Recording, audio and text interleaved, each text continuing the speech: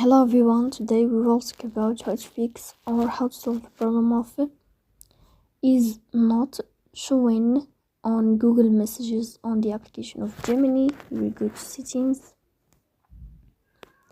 then we go to apps, default apps, app settings.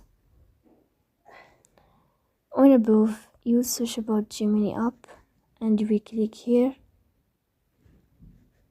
Then in this page of app info you will click on first stop and you will click OK. Here you will enter to the window of storage.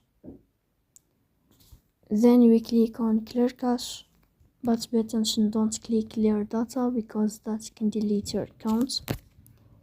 In the end, you can turn off your phone and you can wait a moment to restart your phone again to fix that problem. So please don't forget to support us by like and subscribe. See you next time.